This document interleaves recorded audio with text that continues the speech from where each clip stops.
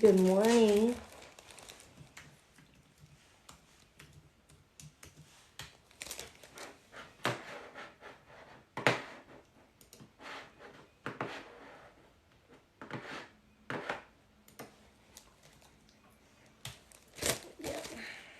Slacking this morning, y'all.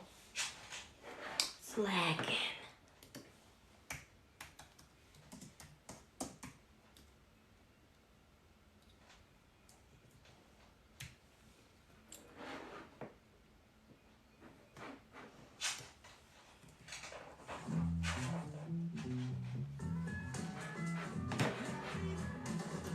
Okay.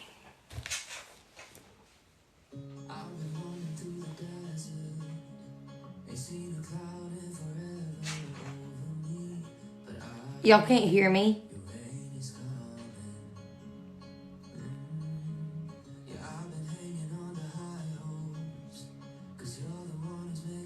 Okay. I was like, what? I gotta get all this out of my way. I was taking pictures of it yesterday. Okay. I was like, why are you can't hear me? I gotta get all this out of my way and give it back to Haley and then this morning. And then we can get studying.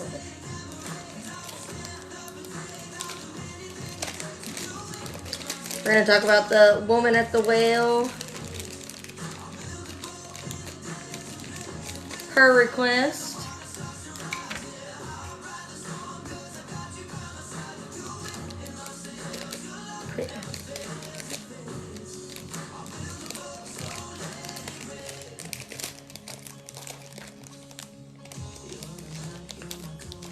I'm struggling this morning. You're real tired.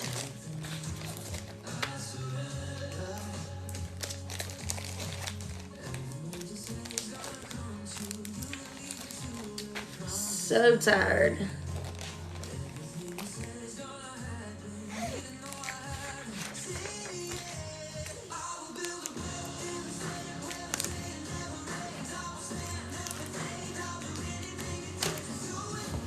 Okay. Oh. Oh, you gonna set it? Okay, here we go. I got it. There we go. And I'll get them to get it in a little bit.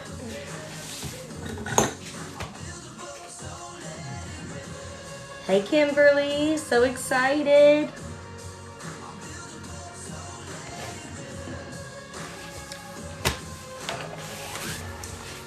All right. Let me put this up.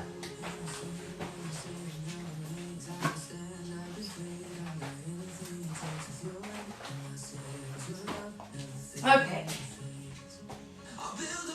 In a desert place, when the foot in the water starts to rise, yeah. Okay, this is my kit.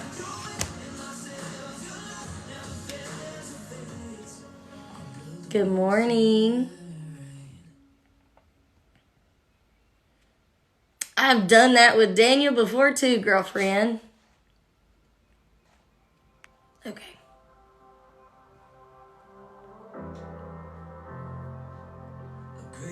Good morning.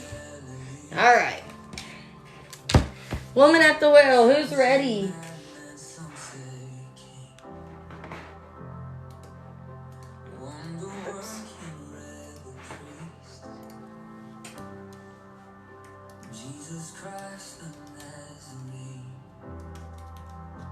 I'm going to get me some study tools this morning. Just in case. It's gonna be John 4.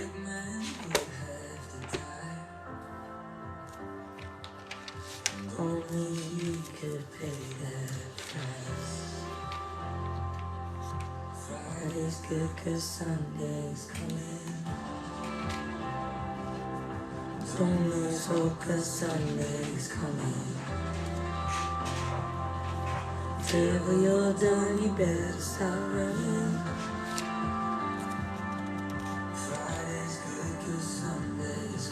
My goodness. This is the only thing I don't like about a chronological Bible. So hard to find anything. There we go. All right. This is one of my favorite Bibles, study Bibles. It's a really great reference Bible. So I bought it in an NLT version, just in case, like, this is my favorite part. So I love an ESV, and that's what I use because it's a word for word. And then I use an NLT to do a lot of studying. So if I don't understand what something means, I'll use this.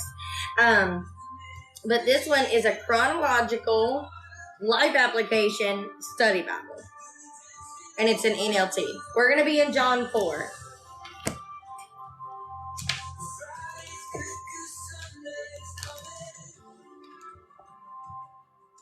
Don't lose hope, the Sunday's coming.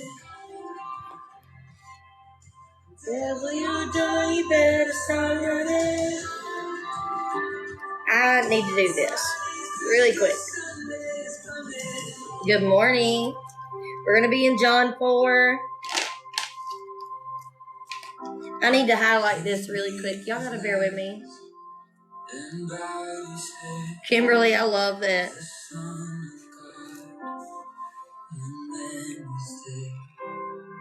With bloody hands, tears on their face, they lay him down inside the grave. But that wasn't the end.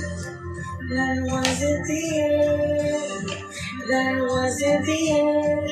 Let me tell you what happened next. Gosh, that's a good song.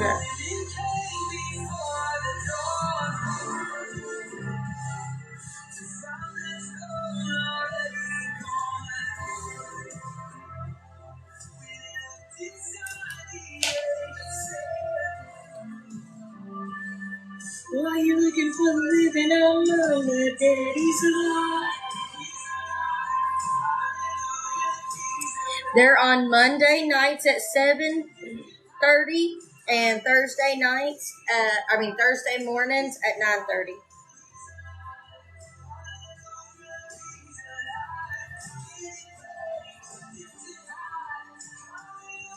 Y'all gotta let me highlight this really quick, and then I will get started. Get to John 4 if you're not there.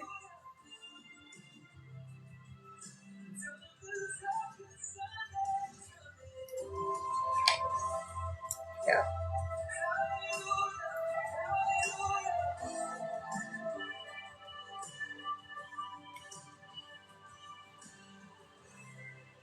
Jesus reigns upon the throne.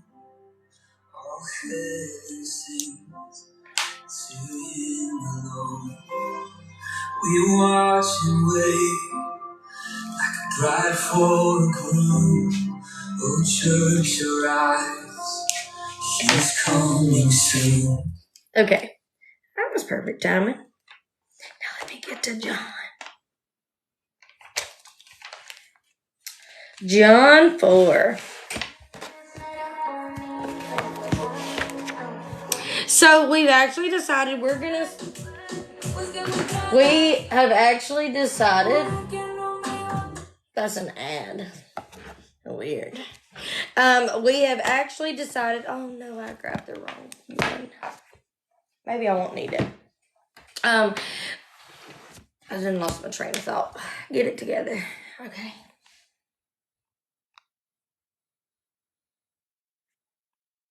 Tassel bookmarks. We've decided that we're going to start restocking those at the end of every month. Okay. So we are going to have a very good restock schedule. That way y'all know when to start watching for them and all that, because Amanda they blew up, and I know she didn't expect that. So she has been working so hard.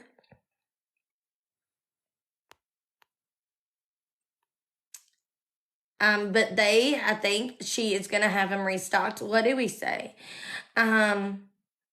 Maybe like the next week and a half or so, but she's got a lot to make.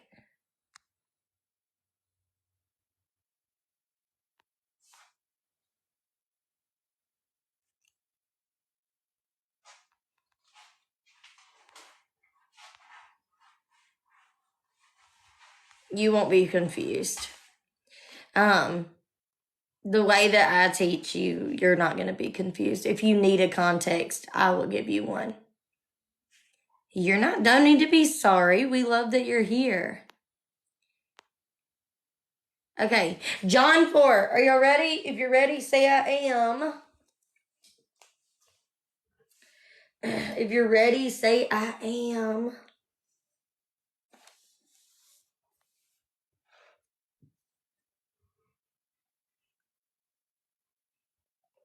Oscar, stop it.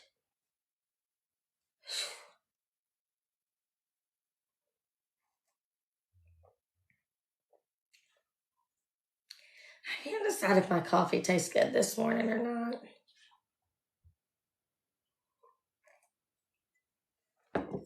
Kind of do wish I would have brought some water in here. Everybody in my house is still asleep. Harley, not sure what that means. I hope it ain't messing up. All right, John 4, verse 1. Jesus and the woman of Samaria, right? So, also known as the woman at the well. Okay. Now, when Jesus learned that the Pharisees had heard that Jesus was making and baptizing more disciples than John, although Jesus himself did not baptize, but only his disciples, he left Judea. I'm pretty sure it's Judea. How you say it? And departed again for Galilee. And he had to pass through Samaria. So he came to a town of Samaria called whatever that says, near the field that Jacob had given to his son Joseph.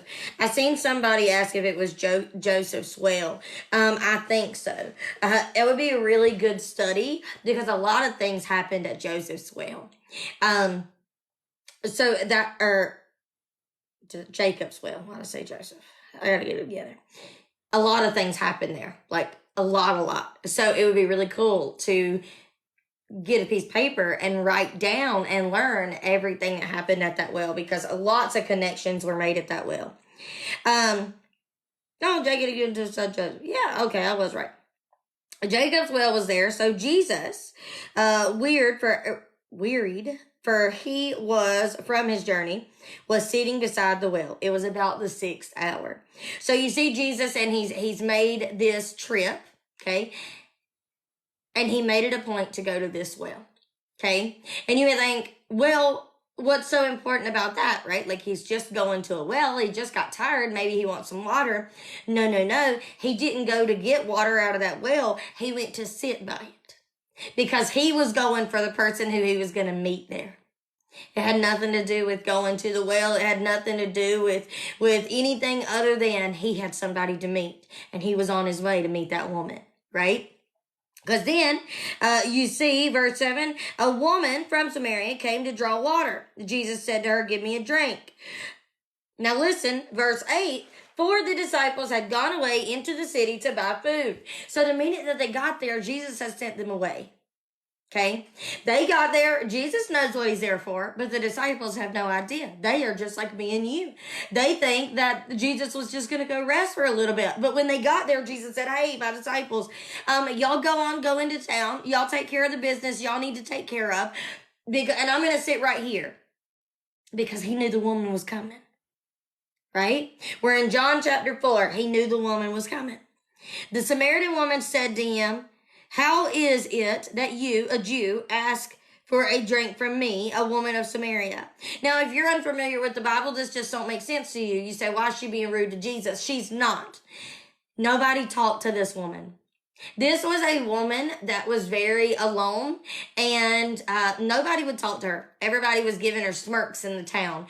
She was considered unclean, unworthy. Nobody wanted nothing to do with this woman, right? It seemed like nobody loved her or wanted anything to do with her, because she had been married more than once. right? She had been married more than once. She was considered unclean. She was from Samaria, right? And it's like, and a lot of people, what we don't understand is that the Jews and the Samaritans and the Gentiles, do you realize they were all feuding? Y'all thought this feuding of races was just today. No. It happened in the Bible. Over and over again. The Jews, the Gentiles, the Samaritans, they just all feuded all the time. And they wouldn't talk to each other because each other was different. So none of y'all invented that. It was in the Bible. So they're feuding, right? So some of them don't talk to them because I'm not talking to a Samaritan woman. And some of them don't talk to her because she's unclean. Either way, nobody's talking to her. Nobody wants to love her. Nobody wants nothing to do with her. And you can imagine this woman. She's very alone. She's very sad. I mean, being alone makes you sad, right? Like, I'm gonna tell you what, and I love this story so much. So we see this broken woman is what we're gonna refer to her as, because she's just like me and you. You know what I'm saying? I love that. All right, so where am I at? For Jews had no dealings with Samaritans. We know, we just covered that. Verse 10. Jesus answered her, if you knew the gift of God and who it is that is saying to you, give me a drink, you would have asked him, and he would have given you living water. Right? And she's just staring at him right now, like, what'd you say to me? What are you talking about? Right? She's probably about to label Jesus as a weirdo. The woman said to him, sir, you have nothing to draw water with. And the well is deep. Where do you get that living water? You see, Jesus was inviting her to know him. He was inviting her to get what only he can give. Right? Right? Listen, I know that's right. Oh my Lord. Somebody take that off there, please. And I love that you could post that, but you be the only one that came here to start arguments. So I'm a little feisty this morning. We probably don't want to do this. Okay. I ain't woke up yet or had all my coffee. So let's not simmer. Okay. All right. We're going to simmer. Where I lost my place though. Verse 12. Are you greater than our father Jacob? He has given us the well. So, yes, it is. And drank from it himself, as did his sons and his livestock. So she's still not getting the concept yet, right? She's still not getting the concept of what he's actually giving her, right? And verse 13, Jesus said to her, everyone who drinks from this well will be thirsty again. I want to tell you right now, everyone who drinks from the well of life, the well of this world, it's not going to fill you up. And I know we're focusing on the woman, but I need to tell you something this morning. You've been real focused on your job and how much money you make at your job. So much so that you're scared to death to try something different. Right? Thank you, Tabitha. You've been trying to find your identity in a relationship. Right? You say, why don't they love me? Why don't they change for me? Do they not love me enough to change for me? You've been trying to find your identity in so many different things. But I gotta tell you something. You're going to be thirsty again. Right? That's not going to fill you up for long. That new truck, the new house, the new whatever, the new stuff in your life, it will only fill you up for a moment. You will be so excited for it for a moment. But after that, you won't be excited for it anymore. The newness will wear off. Right? The newness is going to wear off. And you're going to be thirsty again. Friends, the only way to not be thirsty again. Let's keep reading. Let's see what he said, right? Because he's telling her, I don't care how many times you come up here to this well. I don't care how many times you drop that bucket down into that water. You're going to have to come back for more. But he made an appointment with this woman. He had a divine appointment with her that she didn't even know she had yet.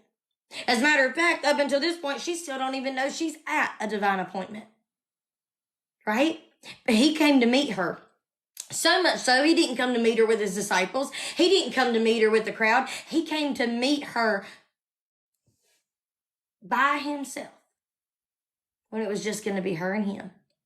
You see, a lot of people yesterday were asking me about my testimony and why I teach the Bible because they think it's not real and blah, blah, blah, right? Okay. Because I had a divine appointment with him, a moment in my life where he met me right where I was. And he saved me. And that's what made me change my life. It wasn't because I grew up in a church. It wasn't because I had a preacher that preached to me every single day. It was because at my lowest point in life, when I lost everything and everybody else walked out, Jesus walked in and he said, let me help you fix it. I know you've made a mess of your life. This woman right here, she'd made a mess of her life. She'd been married and divorced many times. Nobody wanted nothing to do with her. Nobody would talk to her. She'd made a mess of her life just like me. I didn't go for the Lord or get my salvation because I knew everything the Bible said. I got salvation because Jesus was the only one who walked in when everybody else walked out, just like he did for the woman at the well. Everybody else had done. Do you want to know why she was alone?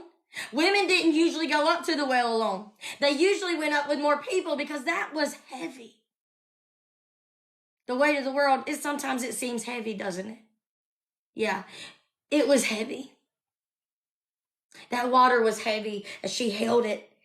And she wasn't supposed to go up there alone, but you see, she had no friends. None of the women would even be seen with her. Yeah, I hope we're never those people. Can I switch roles for a second? Can we just make sure that we're never women and men? That if we see somebody walking by themselves, I hope that we can be like Jesus and we can go sit with them. And when they're asking you, why are you helping me? Say, hey, I want to teach you about somebody who can give you living water. I hope that we can be like Jesus. When we see somebody sitting alone, I hope we go sit with them. If we see somebody walking by themselves, I hope we go walk with them. Right? I think we need to be people who, when nobody else will talk to them and everybody else has deemed them broken and unworthy and all these other things, we need to be people that go and sit with them and say, hey, can I sit with you? And when they just don't understand why you would want to sit with somebody like them, you can say, because Jesus sat with me when nobody else wanted to sit with me. Right? I hope we can be those people. Verse 14, but whoever drinks of the water that I give him will never be thirsty again. Amen. I be knowing that's right. Thank you, Lord. The water that I will give him will become in him a spring of water, welling up to eternal life. I know that's right, Lord. Verse 15, the woman said to him, Sir, give me this water, so that I will not be thirsty or have to come here to draw water. Right? Jesus said to her, go, call your husband and come here. Right? The woman answered him, I have no husband. She didn't lie, but she didn't offer the truth either. Jesus said to her, you are right in saying that I have no husband, for you have had 5 husbands. Lord, I thought it was 4. Girl, that's okay. I'm right there with you, girl. I mean, maybe not 5, but I've had 3, so we can relate. And the one you now have is not your husband. What you have said is true. The woman said to him, Sir, I perceive that you are a prophet. Our fathers worshipped on this mountain, but you say that in Jerusalem is the place where people ought to worship. Jesus said to her, Woman, believe me, the hour is coming when neither on this mountain nor in Jerusalem will you worship the Father. You worship what you do not know. We worship what we know, for salvation is from the Jews. But the hour is coming, and is now here, that the true worshipers will worship the Father in spirit and truth, for the Father is seeking such people to worship him. God is spirit, Holy Spirit, and those who worship him must worship in spirit and truth. The woman said to him, I know that Messiah is coming, he who is called Christ. When he comes, he will tell us all things. Jesus said to her, I who speak to you am he. You got to read the Bible slow sometimes. Be like, Lord, I think those words were supposed to be switched around, but you know better than me, so that's okay. I who speak to you am he. That's why you got to read the Bible slow. LOL.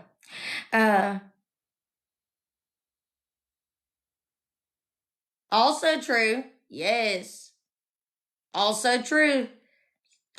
She said back in those days, she had no control over being divorced. The man chose. We don't see the man being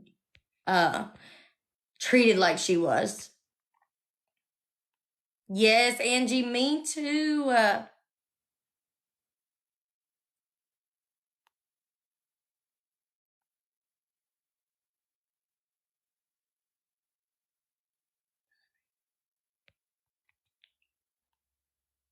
Kimberly, I love that. Look at y'all. Also true. Listen, I'm trying to read some of these comments. All right. Lawson Place. Lawson Place. This is just so good. My hair. Got too much hair. Where was I at? Okay. Hold up. Verse 24. We'll start there again. God is spirit, and those who work. Wait. Nope. I who speak to you am he. I am he, we could say. Just then, his disciples came back. They marveled that he was talking to a woman, but no one said, what do you seek? Or why are you talking with her? Of course they didn't. They knew better. Verse 28, so the woman left her water jar and went away into the town and said to the people, come, see a man who told me all that I ever did. Can this be the Christ? They went out of town and were coming to him. Now we're going to stop there because we got a lot to unpack right here. I need you to notice at the end what she did. When she realized, so somebody said it in the comments, and I love how they said it. They said she was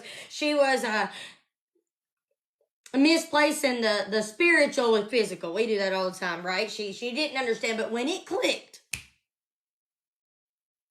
oh man, she got it and was like, wait a minute.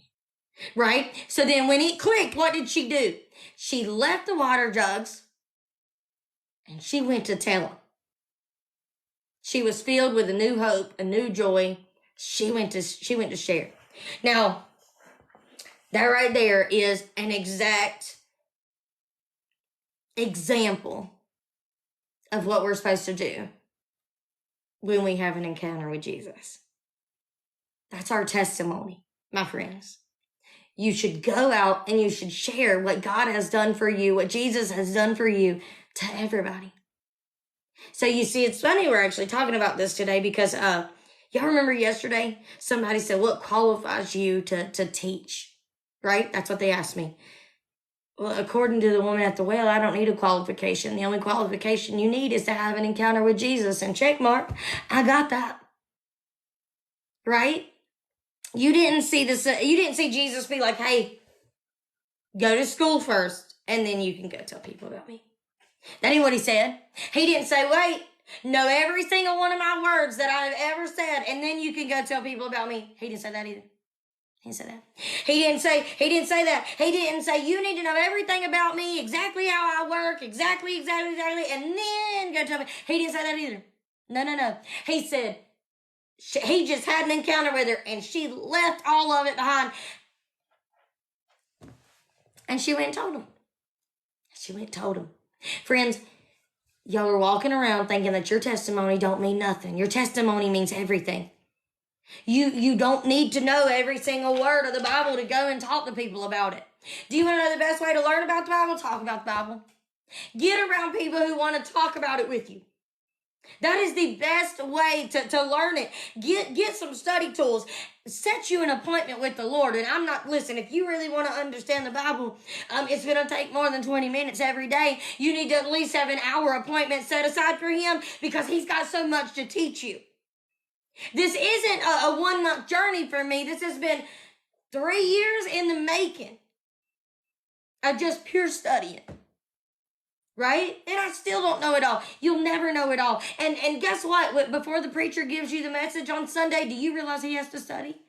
He can know his Bible. We can know our Bible, but you realize they still have to study to give you a good word because the Holy Spirit has to intervene. Right? Our biggest misconception with I don't understand what my Bible says is your understanding that you need to understand it. No, friend, the Holy Spirit is what inside of you is what helps you understand the word. Right? And do you want to know why the enemy knows the Bible too, but you see, his main mission is to take the words out of context because he doesn't really know what they mean.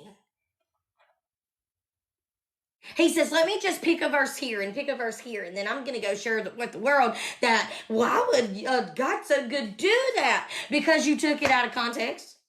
That's why, because he didn't do that, friend. You took that way out of context. Right? You got to realize that people are out here, they know what it says, but they have no idea what it means. Just because you know what it says doesn't mean that you know what it means. They see you've mistaken that. You think because somebody can recite it that, man, they got it. No. That's really not how that works. You can know it cover to cover, but if you're not living it, it means nothing. If you ain't accepted Jesus as your Lord and Savior, it don't mean nothing for you. Knowing this book cover to cover will not be the thing that gets you into heaven. It'll be accepting Jesus as your Lord and Savior. And knowing that God sent him for people like me and you, for the broken people like me and you. And today we're talking about the woman at the well, but I beg to differ that there's also men at a well. Can I tell you that? See, men don't like sharing their feelings. I get it. But how many of them have went to a well to sit by themselves because they won't talk they won't talk about their situation to anybody? So we love the woman in the well because we know that the Lord, Jesus, he met this woman when nobody else would talk to her. Nobody else would have anything to do with her. Everybody else deemed her unworthy. And yes, Jesus met the woman, but I tell you something, he'll also meet the man. Right? The example's the woman. But see, there are men out here who have encounters with the Lord too, who feel unworthy, who don't think that their life can go on. But see, Jesus meets them too, right where they are, and he offers them the exact same salvation that he offers the woman. Right? I'm telling you, there's just so much here. I'm going to have to read it all over again to tell you more. I would rather have someone look it up than to recite it. I know, that's right.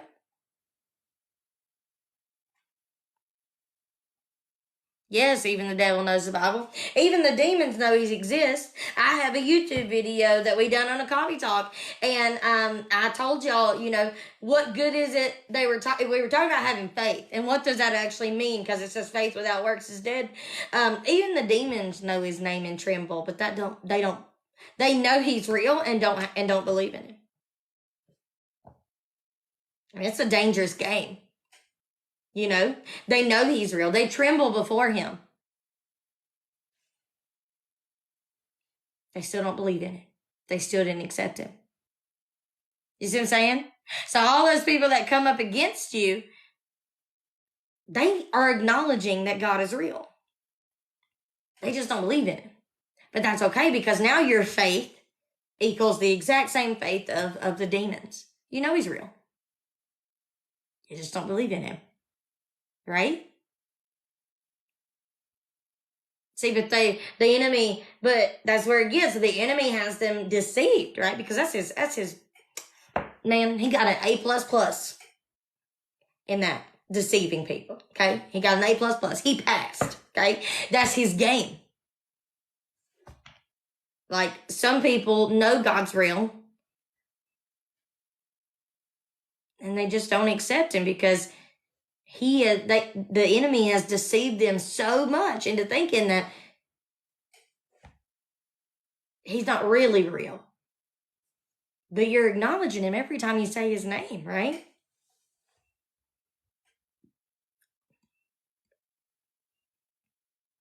Yeah, Kimberly, definitely. Take a picture of it and send it to me. Most people don't want a relationship with God because they feel like God done something to them.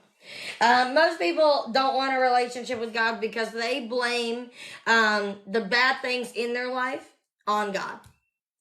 It's pretty much that simple.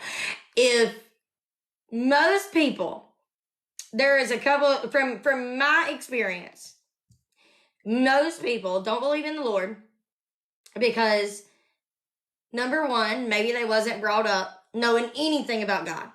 Okay, so they were either brought up not knowing anything about God, or they were brought up being taught. Our children are taught. Okay?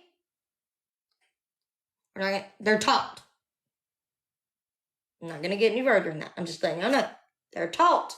Whatever you teach them. If you see a bad quality in your child that you don't like, you better do a self-evaluation because you taught it to them. I'm just saying. I'm not here to step on your toes, but I'm serious. Because samesies. I have to do that all the time. Things that I had, and I'll tell you how I know that. I'm going to tell you how I know that. It's kind of embarrassing, but I'm going to tell you. I'm human like everybody else, but this really opened my eyes to what I just told you. Okay? My kids done something wrong, right? Or my daughter did. And I told her, sorry's not good enough. I told her that. I said, sorry's not good enough. Don't do that again. Well, you see, one day,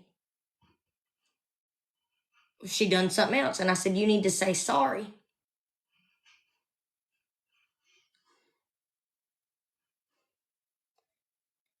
I'm talking about mostly younger. When they get older, they start to have a mind of their own. So I mean, I can get what you're saying. You know, when they become an adult, they get to start making their own decisions. But as a toddler and a child, I see myself and my daughter. Because I told her, I said, you need to say sorry. And she looked at me and she said, sorry isn't good enough. And I realized that day I had said that to her. I made her think that sorry wasn't good enough. And I just almost, it was like, the Lord was like, aren't you glad I didn't say that to you? And I was like, oh my gosh, I'm so sorry. So I had to have a teaching moment with her, right? But I think as an adult, I had a great parent, okay? I had a great parent. My dad was, he's the one who raised me, and he done the best job he could. But when I became an adult, I just started to do things my own way. But so I do understand that as they become teenagers, they're going to start making their own decisions, right? Because they're becoming young adults and they're going to make their own decisions because then they're going to have this turning point of they think they know better than the parent, right? We've all had that, even with the Lord, right?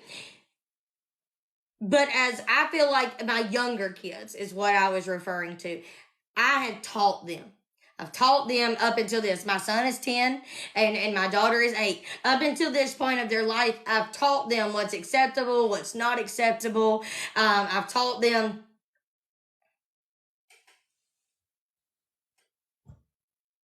I have no idea what that comment just mean. But up until the child years, is that what we're calling it? The child years? Yes.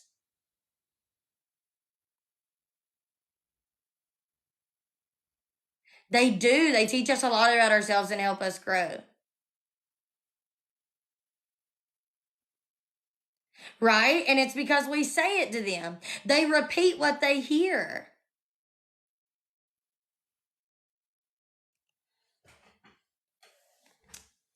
But I don't mean that we're bad parents just because our children decide to do crazy things. I've done crazy things.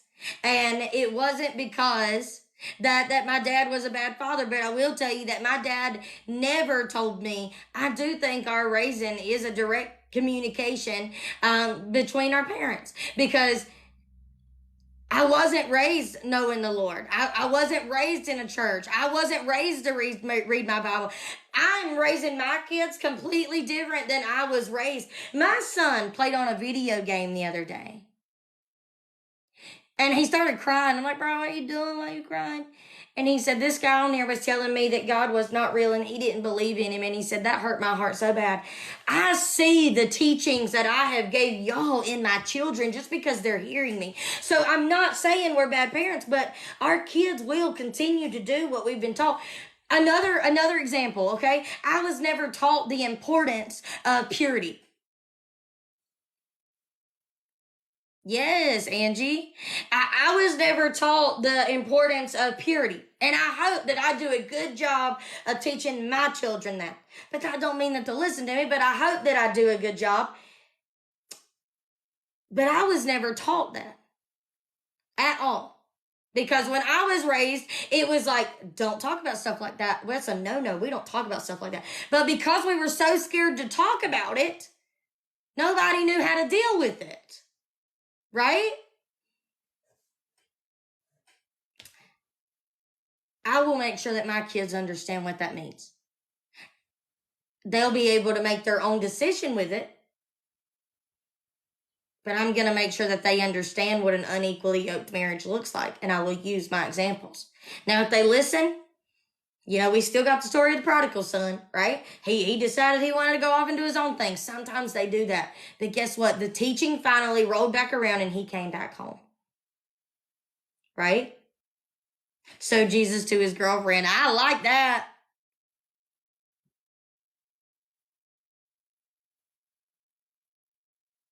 We got to have the conversations with our children. Yes. Caitlin, samesies. Samesies. So I'm not saying that everything that your kid does is your fault. So if you took it that way, I'm really sorry. That's not what I'm saying. But I am saying how your kids live is a direct connection to how the parents have taught. And that's not saying they'll make the right choice all the time, because you didn't make the right choice all the time. I ain't made the right choice all the time. But there's absolutely, when they're children, some of these things that children say today, there's absolutely no way that my kids don't even know about those things. Right? The only reason they know about them is because your child taught them to my child. Right? Children are sponges and they absorb everything. Yes, everybody makes mistakes. That's exactly right. And we're going to make mistakes as the parents. We are going to make mistakes as the parents. You can have a generational curse. Yes. Now that's true. Sure can. And you can break it too. Right? And you can break it. You can be the reason that it gets broken.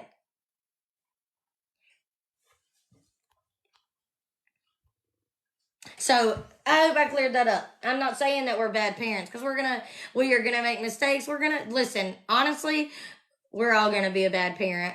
I mean, we're all gonna make mistakes. We're all gonna not react the way we're supposed to be or the way we're supposed to sometimes. We're gonna overreact sometimes. We're gonna do all that, right? Like, we are not gonna be perfect, because we're not perfect. We are sinful human beings. But the way there is a direct connection there. Because my son is, like I said, well, he'll be 10 in September, so he's 9. Can sit down with you at a table and give you a lesson on who Satan is. That's not me bragging on my child, but that's me telling you, I've taught him now. Because if I don't teach my son who the enemy is, how's he going to identify him? My son can identify him like, my son can give you almost a better lesson than I can give. He knows that he had musical talents. He knows that he was God's favorite angel. Did y'all know that? That Satan, before he was Satan, was God's favorite angel. That he rebelled against God. My son can tell you the whole story. My son can tell you all about Noah and Noah and the ark and the boat. He loves a boat. And that's not me bragging on my child. My child has absorbed the teaching. What's wrong?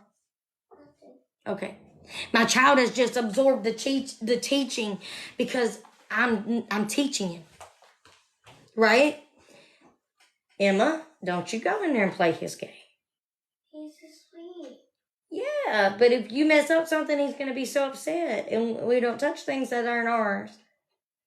He said I could play Fortnite tomorrow. But if you mess up his game, he's going to be upset. I don't know if he has anything saved. I don't know. Just wait. I'm almost done. Just wait.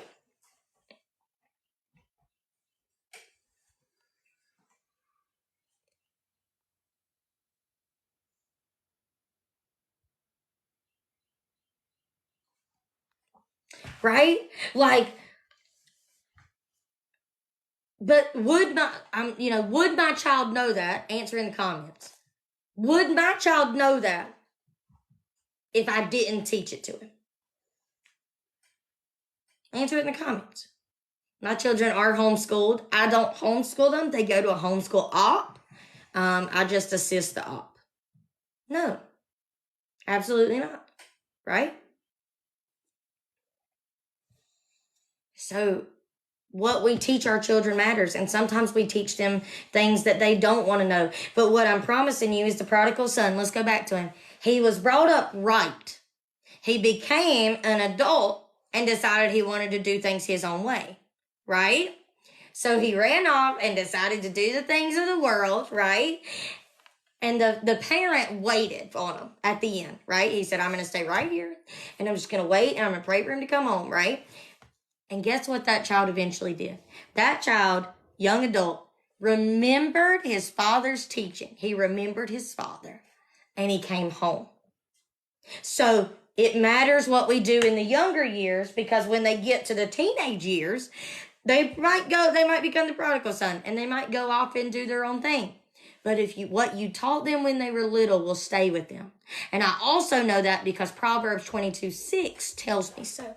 It says, teach them while they are young, and when they grow up, they will remember it. Right? So it's not our fault that our children grow up and start making the bad decisions like we do. But we got to make sure we do our work when they're young, so that when they do grow up and they do start going and doing crazy things, even if they go off and they do crazy things, they'll remember the teaching that they were taught when they were children, and they'll come home and they'll start living the right way. Right? Yes, the seed of the word is there. I like that. Yes. Caitlin, I know you will be, girl, because you're already starting to study and learn, so you will be. Yes, they always come back to what they know. Yes, Kimberly.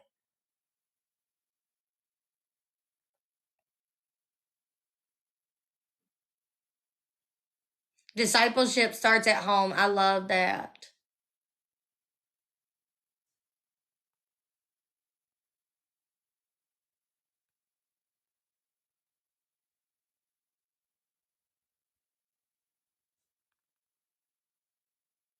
Yes.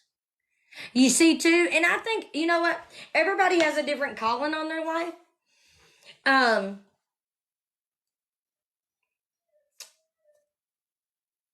sometimes your child is going to have to go through something hard, because it's going to build something up inside of them that qualifies them to do what God called them to do. Does that make sense? Like,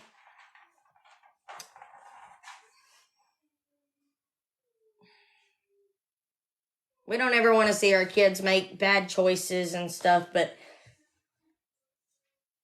or go off and be crazy, or, do things like, I never taught them that. I get it. But sometimes they just got to go through those things. Yes, because they're building their own testimony, right? And that testimony can be used to break chains for other people too, right? Yes. I also agree.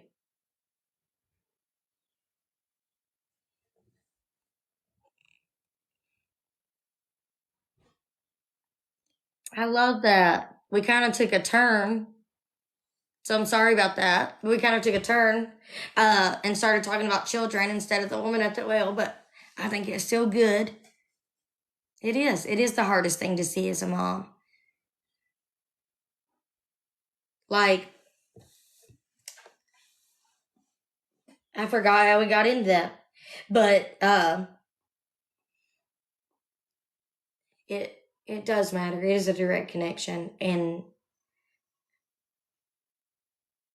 when they grow up and they make the bad decisions, I don't mean it's your fault. That ain't what I'm saying. But I am saying when I look at my daughter, I see me. I do. Every bit of me. Literally. I even see my bad quality traits. And I'm like, oof, I need to fix that. You know? And then if you haven't raised your child since they were young in the Word, don't let that discourage you. Do it now. Do it now. Right? My father has since adopted some children. And me and him and my brother always talk about it. And because me and my brother, and this is another way that I know this, we got a different version of my father than he is for the other ones. And everybody notices it. Everybody, we all say it. I know it. Jackson knows it. That's my brother. My dad knows it. Right? Because we'll be sitting around and we'll be talking and I'll be like, I'm just saying they got a different version of you. And he says, I know that they do.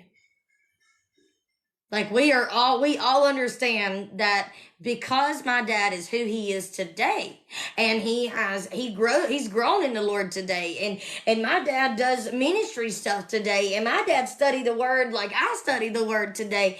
But when I was a child, he didn't, which is also a reason why I never learned about the unequally yoked. I never learned about purity. I never learned about reading the Bible. I didn't do any of that until I was a much older adult because it was not taught to me. None of it. So I'm not going to pick up something that was never taught. You know what I mean? So what you are taught when you are young will stick with you when you're older, even when you start making the mistakes. And if you didn't teach your child when they were young, it's never too late, because my dad planted those seeds. My dad and my stepmom are yet still the reason that I finally picked up my Bible to read it. Because when they rescued me, is kind of what I'm going to say. Jesus found me and I lost everything, and they let me live with them for a while. When I started living with them was when I said, you know what? They had been going to church for a while now, right? And, doing their ministry, their bus ministry and all that. And when I had to move in with them, I had been going to church here and there and here and there, here and there, right? And getting a little bit here and there, right? But when I lost everything and had to move back in with them, they read their Bibles every single day.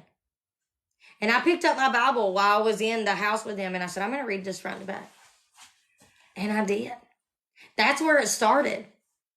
You see what I'm saying? So they never preached it to me, but they planted a seed in me as a young adult, because it wasn't something that I was taught as a child. Does that make sense? I got the hiccups. Yes. I'm going to upload some. I got 2 coffee talks to upload today. Right.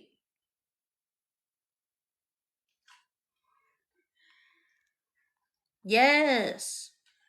Love you so big, Angie.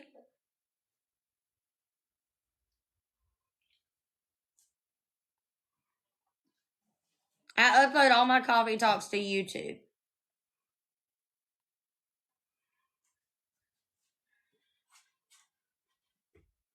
Nikki, it really is. She said, seeing our children hurt and not be able to fix it is the hardest thing. I understand. 100%. Because my kids were, hey, girlfriend. My children were 4 and 5 when their daddy died. And I'm still dealing with the repercussions of that. Right? I have to watch them hurt and miss him. And there's absolutely nothing that I can do to fix that type of hurt. We're just supposed to love them. Yes, Amy. Yes. We'll have to finish talking about the woman at the well and get our notes on it. Maybe I'll get my notes wrote down on it, and then I can give y'all my notes on Monday.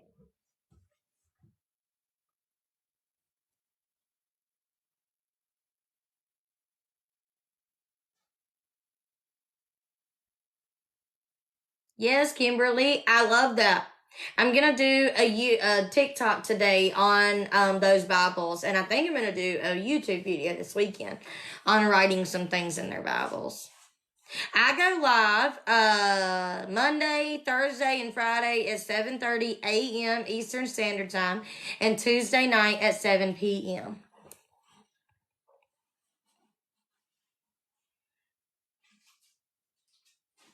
And I upload all of my coffee talks to YouTube. So you can go find my YouTube and watch a bunch of previous ones.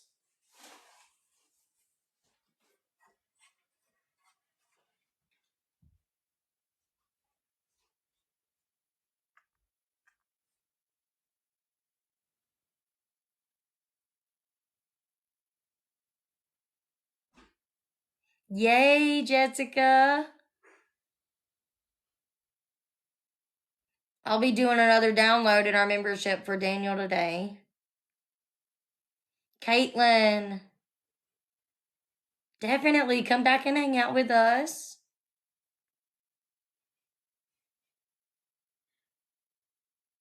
Yes, Amy.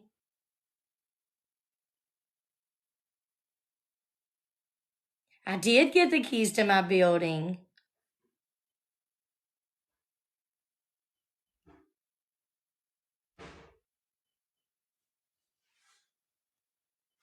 I did get the keys to my building, and I was trying to find, I just seen a comment and it said that type of faith to be passed down. Yes. I love that you said that. Yes. Because my kids, ever since I've met the Lord, my kids have watched me make big moves on the Lord's behalf. And you see, to the rest of the world, it looks real foolish. Like, yes, I got the keys to a building. That building's still broken. I have absolutely no way to fix that foundation right now. And I know that God has exactly what's supposed to happen lined up. I just have to wait a little bit longer for it. I have no idea what it's going to be, but he's working on something, right? But I bought the building without knowing how I was even going to fix it, without knowing how I was even going to fix that foundation. I still don't know. Still don't know. But you know what? Taking big moves for the Lord means risking your reputation for him. And I want my kids to know that. When Noah built the ark, he spent 120 years building it. And every single day people looked at him like he was foolish and like, what is he doing? Weirdo. You know, building a boat that big. Why are you going to need a boat that big? That don't make no sense. Right? It didn't make no sense to them. But it made perfect sense. Right? Because God knew what was coming. And Noah trusted that what God said was coming was. Noah risked his reputation because he kept telling everybody all those years, there's a flood and it's coming. There's a flood and it's coming. And they said, you're weird. Well, you're weird. But who did it pay off for? They all ended up perishing. Noah and his family lived. Right?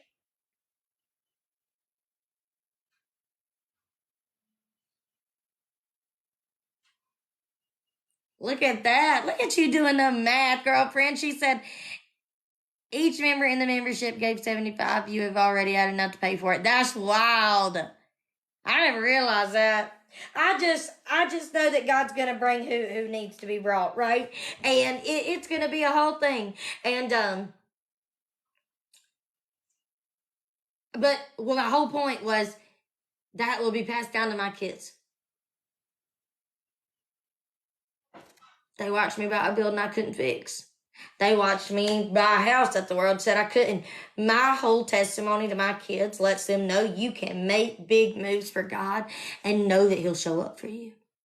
Right?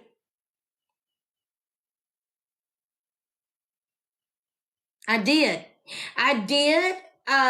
It's kind of weird. I'm kind of just in this waiting period. Heard from him. It's just like God to give you answers without giving you answers. So I know who it is. Kinda. And I know He wants to help. But I have absolutely no idea how He wants to help or how much He wants to give.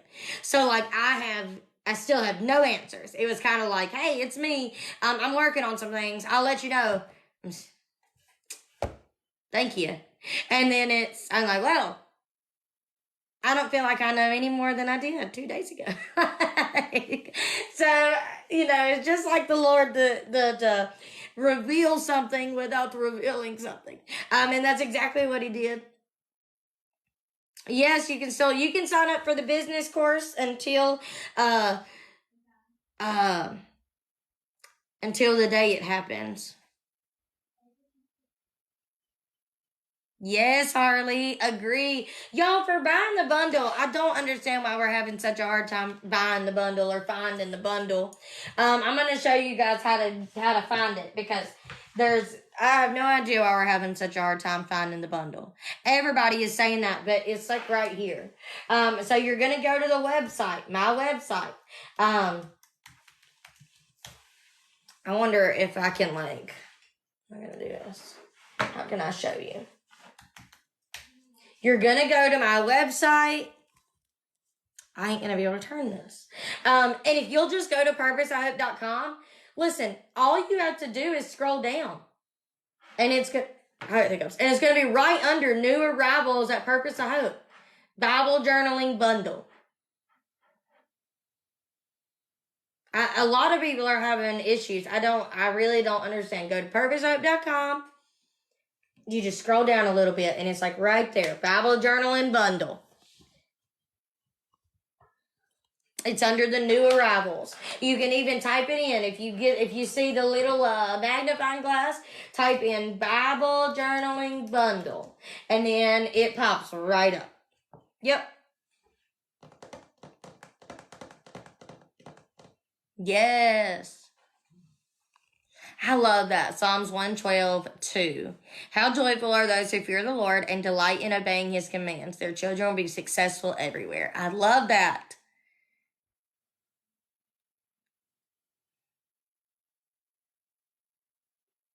Yes, some people yep, I love that. Yep, did I say that? Some people suffer to help others. I completely agree. The book bag you can get all this stuff by itself. I just put it in a bundle to make it cheaper, but you can get all this by itself. It is a Bible, it's a book. Wait, is it a book bag? Yeah. So it's a book bag. If you'll type in book bag, it's right there. You can buy the book bag by itself.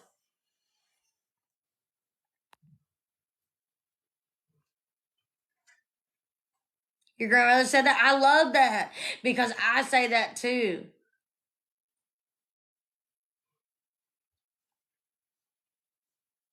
Girl, writing that Bible.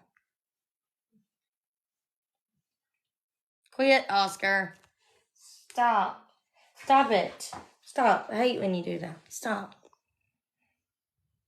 The online ticket means that you'll be able to watch all of the sermons and all the things that go on.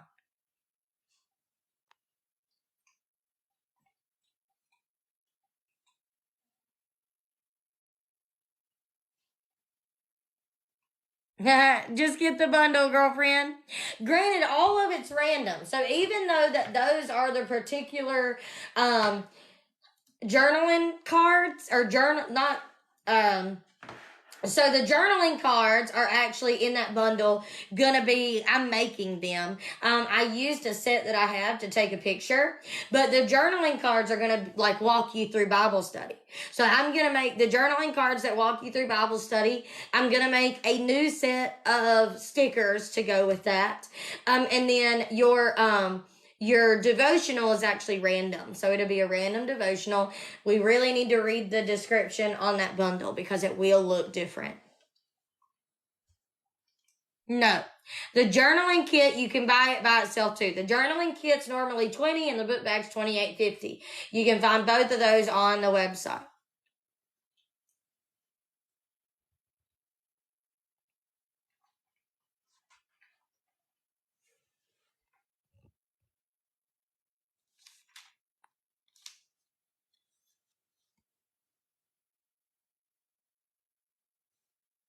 Yes, girlfriend, I done my business class that way.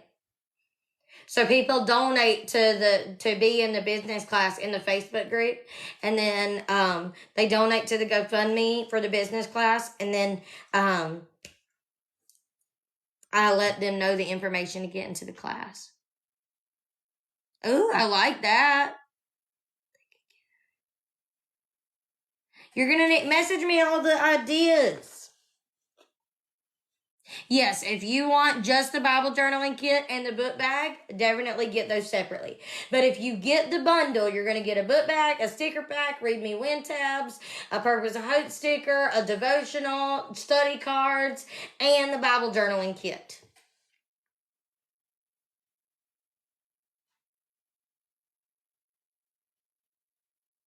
Yes, if you get the bundle, you get all of that. Thank you. Grace's Sparrow. I love them. They're gonna be my neighbor on my main street in my building. I'm gonna be broke.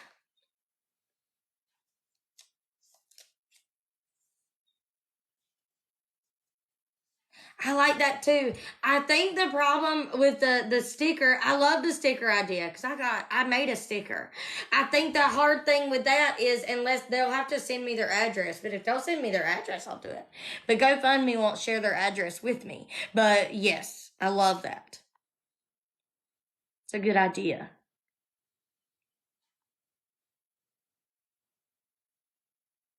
Yay! I love that you got your virtual ticket for conference. Jessica, it was weird. All night Thursday, I felt like I was forgetting something. And I was like, ain't I supposed to be somewhere, do something? And I wasn't.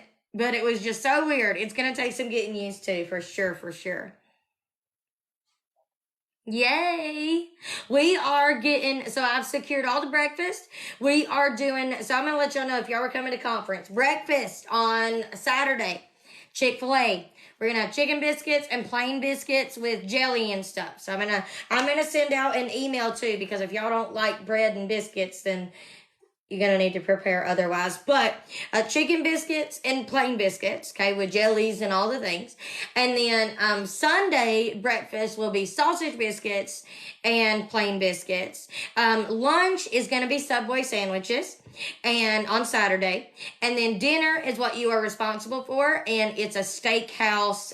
We're going to have a food truck, but the food truck's a steakhouse. I don't know exactly what the menu is going to look like for that, but they are going to get with me this week, and they're going to tell me. And then I'm going to send out an email next week letting you know what's going to be on that food truck. Conference is in Mount Airy, North Carolina. I'm so glad. Thank you. Definitely come back and join us for Bible study again. Really, Kimberly? Say what? I love that. He said, wait, DoorDash me a chicken biscuit. I love that. It's in Mount Airy, North Carolina is where the conference is.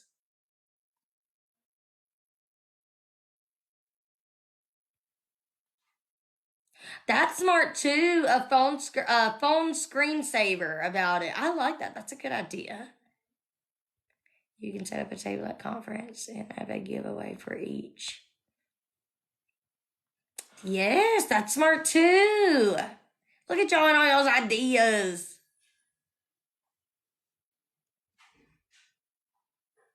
I love that. I can't wait till conference either.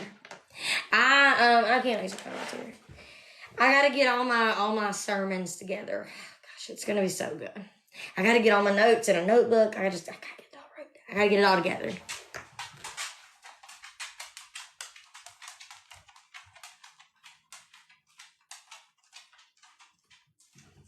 That's wild. I love that, Kimberly. Did not know that. Yes. Adrian.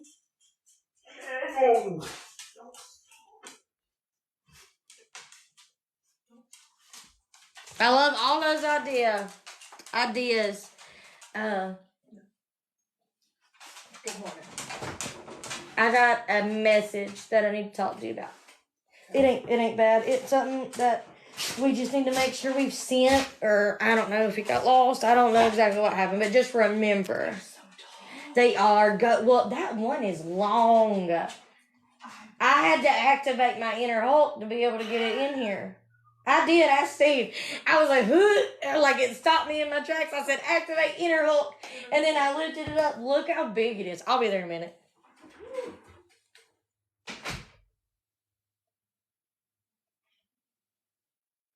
All right, you guys, I love y'all so big. I have got to go get started on our day. Maybe we'll finish talking about the woman in the well tomorrow. Maybe I'm gonna record some TikTok study videos today. Look, and my study Bible has lots of good stuff. So maybe we work on that tomorrow. And we actually get some notes and stuff. We'll see. We'll see how it goes. But I love you guys so big. I hope y'all have a wonderful day, and I will talk to you guys later. Bye, guys.